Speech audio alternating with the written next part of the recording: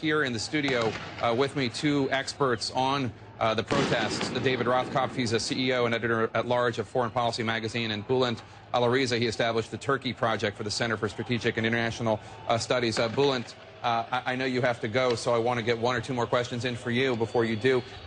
If I'm President Obama and I'm watching this unfold after this multi-year attempt to form a very strong alliance with Prime Minister Erdogan. 2009, President Obama went to Turkey. I was on that trip as a member of the White House press corps. What is going through his mind right now? How are U.S.-Turkish relations right now? Well, when this kind of thing happens with an ally, obviously it's difficult for the White House.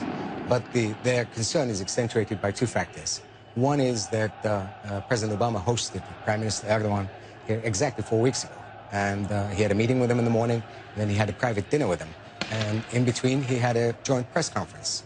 Having been that close to Prime Minister Erdogan, it's difficult for President Obama to decide exactly how he's going to deal with this situation. Does he put in a call? Secondly, Turkey has been portrayed as a model for the Arab countries as part of the Arab Spring. Now, at this moment, you cannot really argue that Turkey is a model for anybody. And no doubt, President Obama and his advisors are thinking about this right now.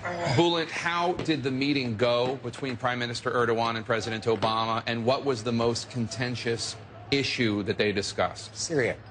Prime Minister Erdogan came hoping that he would be able to persuade President Obama to get engaged in the Syrian issue, to reach the joint goal that they both claim, which is the ouster of President Assad.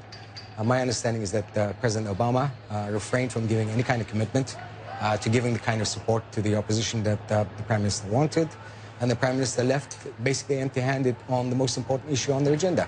David? No, I think it actually was a little worse than that. I think, Obama and Erdogan started out close. This was, often cited by the White House as one of his best international relationships. He put a lot of chips onto Erdogan and to Turkey.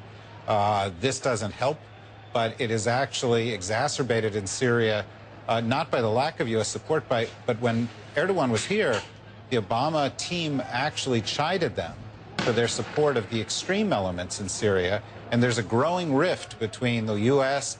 and the Turks and countries like Qatar, who are seeking a somewhat more extremist outcome, or at least supporting more extremist forces in Syria. So now Obama looks at this model relationship, and he's got an authoritarian, problems with the press, problems with the economy, this kind of thing, problems with Syria. It's not the picture that existed even a couple months ago.